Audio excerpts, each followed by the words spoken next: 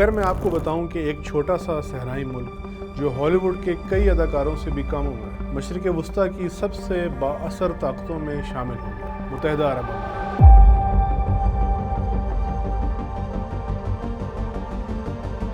ایک ایسا ملک جو لگژری ہوٹلوں، فیوچرسٹک عمارتوں اور اربوں ڈالر کی سیاحت کے لیے مشہور ہے، لیکن دبئی کی چمکتی ہوئی تصویر کے پیچھے ایک بہت وحشتناک حقیقت موجود ہے۔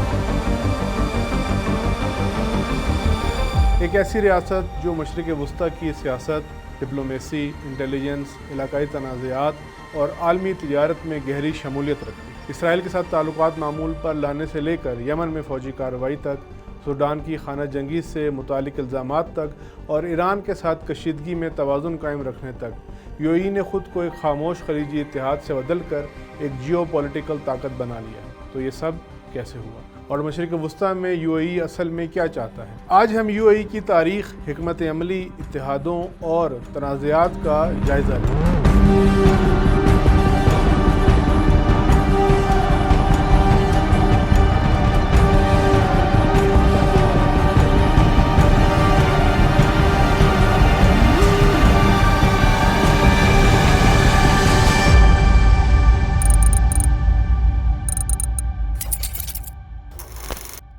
تیل سے پہلے خلیج ایک غریب خطہ تھا۔ جو علاقہ آج یو اے ای کہلاتا ہے، وہاں کی معیشت زیادہ تر ان چیزوں پر منحصر تھی: موتی نکالنے کا کام، ماہی گیری اور صحرائی تجارت۔ صدیوں تک مقامی قبائل نے چھوٹی ساحلی بستیوں پر حکومت کی، جیسے ابو ظہبی، دبئی، شارجہ اور راس الخیمہ۔ اس کے علاوہ ان کی تجارت کا ایک بڑا ذریعہ قزاقی تھا۔ آج بھی آپ پرانے نقشے اٹھا کر دیکھیں تو اس ساحل کا نام پائریٹس کوسٹ تھا۔ پھر 1800 کی دہائی میں برطانیہ نے ان حکمرانوں کے ساتھ معاہدے کیے تاکہ بھارت تک سمندری تجارتی راستوں کو محفوظ بنایا جا سکے۔ یہ علاقے ٹروشل اسٹیٹس کہلانے لگے۔ سب کچھ اس وقت تبدیل ہو گیا جب 1950 کی دہائی میں ابو ظہبی میں تیل دریافت ہوا۔ پھر 1971 میں برطانیہ خلیج سے نکل گیا۔ اسی وقت 7 امارات نے متحد ہو کر شیخ زاید بن سلطان النہیان کی قیادت میں متحدہ عرب امارات قائم کی۔ صرف چند دہائیوں کے اندر یو اے ای صحرائی بستیوں سے دنیا کے امیر ترین ممالک میں شامل ہو گیا۔ تیل کی دولت نے کیا فنڈ کیا؟ انفراسٹرکچر، تعلیم، بندرگاہیں، ایئر لائنز، مالیاتی نظام اور بالآخر عالمی اثر و رسوخ۔ آج دبئی اور ابو ظہبی جیسے شہر جدیت اور عالمی سرمایہ داری کی علامت سمجھے جاتے ہیں، لیکن معاشی کامیابی تو صرف آغاز تھا۔ کئی سالوں تک یو اے ای نے بڑی سیاسی محاذ آرائیوں سے گریز کیا، لیکن 2011 میں عرب اسپرنگ کے بعد سب کچھ بدل گیا۔ عرب اسپرنگ نے خلیجی بادشاہتوں کو خوفزدہ کر دیا۔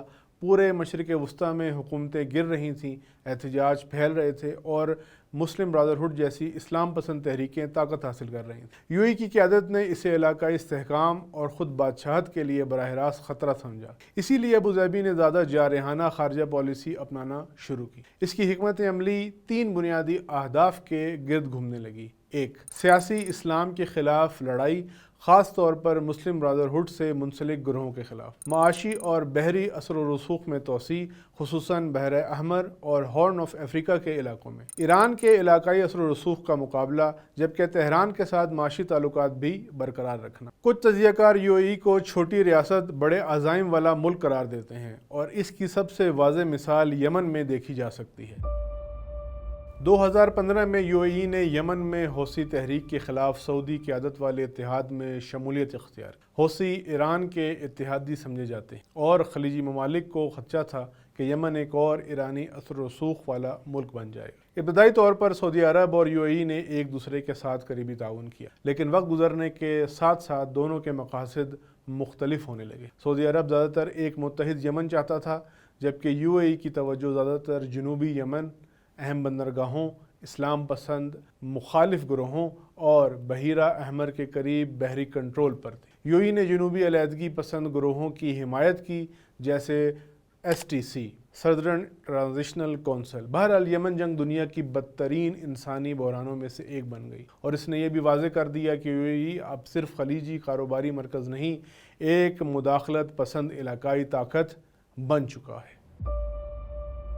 یو اے ای کا اثر و رسوخ اب مشرق وسطیٰ سے آگے افریقہ تک پھیل چکا ہے۔ خاص طور پر سوڈان اہم بن گیا، کیونکہ وہاں موجود ہیں بحر احمر تک رسائی، زرعی وسائل، سونا اور فوجی شراکت داریاں۔ حالیہ برسوں میں یو اے ای پر الزام لگایا گیا کہ وہ سوڈان کی خانہ جنگی میں ریپڈ سپورٹ فورسز یعنی RSF کی حمایت کر رہا ہے۔ یو اے ای ان الزامات کی تردید کرتا ہے، تاہم متعدد بین الاقوامی رپورٹس اور تجزیہ کاروں نے ابوظہبی کو سوڈان میں مسلح گروہوں سے جڑے نیٹ ورکس کے ساتھ منسلک قرار دیا ہے۔ ایک بات بہرحال واضح ہے، یو اے ای بحیرہ احمر اور مشرقی افریقہ کی جیوپولیٹکس میں گہرائی سے شامل ہو چکا ہے۔ شاید سب سے بڑی سفارتی تبدیلی 2020 میں آئی۔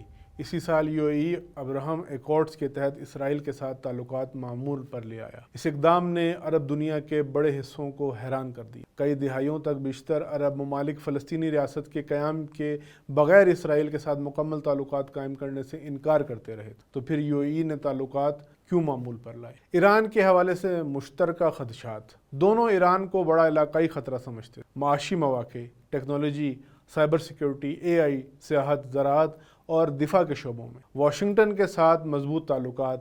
اس معاہدے نے امریکہ سے تعلق بھی مضبوط مستحکم کیا۔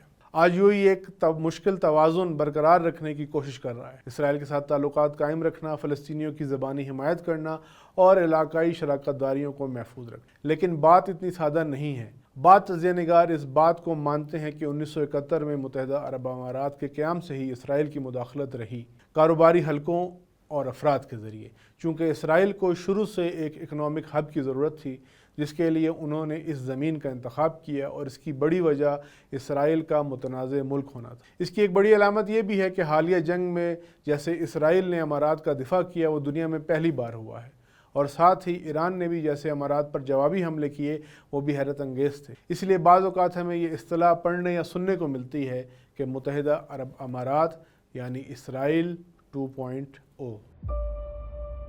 یو اے ای ایران کے علاقائی فوجی اثر و رسوخ کی مخالفت کرتا ہے، لیکن اسی وقت ایران کے ساتھ معاشی اور سفارتی تعلقات بھی برقرار رکھتا ہے۔ کیوں؟ کیونکہ جغرافیہ اہمیت رکھتا ہے۔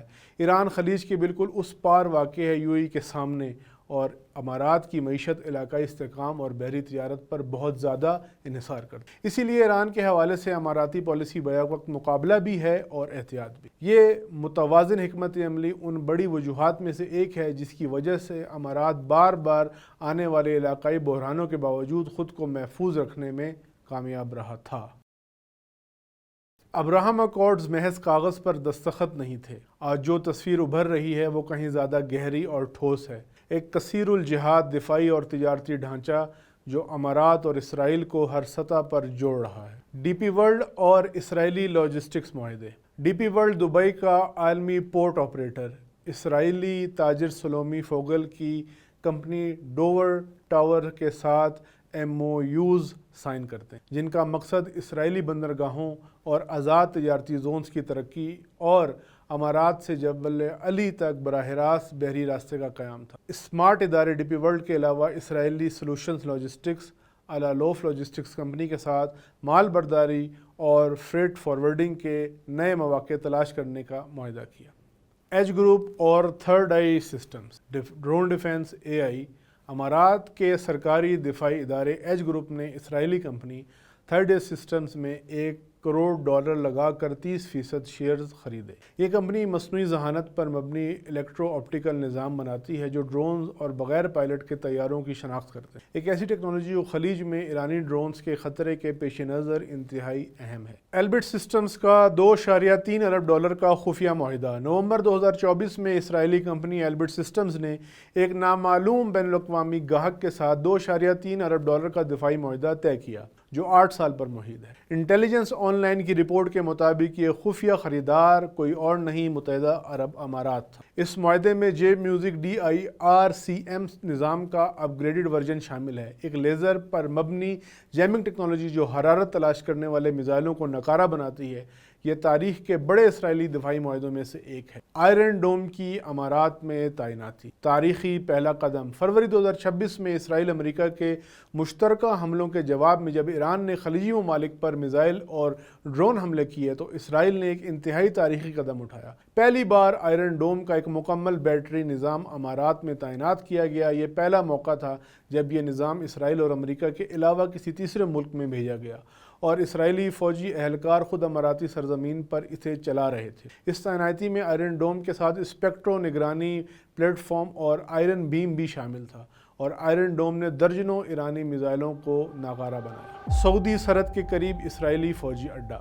سعودی میڈیا نے جنوری 2026 میں یہ خبر دی کہ متحدہ عرب امارات سعودی سرحد کے قریب ارادہ علاقے میں ایک اسرائیلی فوجی اڈہ تعمیر کرنے کا ارادہ رکھتا ہے، جس میں 800 اسرائیلی فوجی تعینات ہوں گے۔ اگرچہ بعض تجزیہ کاروں نے اسے سعودی پروپیگنڈا مہم قرار دیا، لیکن یہ خبر اس وقت سامنے آئی جب اسرائیل فوجی تعاون واضح طور پر بڑھ رہا تھا۔ کیا تعمیر ہو رہا ہے؟ ان تمام پیش رفتوں کو ملا کر دیکھیں تو ایک واضح تصویر ابھرتی۔ مجموعی تصویر یہ ہے: متحدہ عرب امارات ایک ایسا کثیر الجہات دفاعی ڈھانچہ بنا رہا ہے جو تجارت، ٹیکنالوجی اور اب باقاعدہ فوجی سطح پر اسرائیل سے منسلک۔ 2026 کی امریکہ اسرائیل جنگ نے اس خاموش نارملائزیشن کو ایک کھلے فوجی اتحاد میں بدل دیا ہے۔ تجزیہ کاروں کا کہنا ہے کہ یہ محض ایک ہنگامی اقدام نہیں، بلکہ اس سے ایک مستقل علاقائی فضائی دفاعی اتحاد کی بنیاد پڑ رہی ہے، جو نظریے سے نکل کر عملی جنگی حقیقت بن چکا ہے۔ صرف 50 برسوں سے کچھ زیادہ عرصے میں نے خود کو ایک صحرائی وفاق سے بدل کر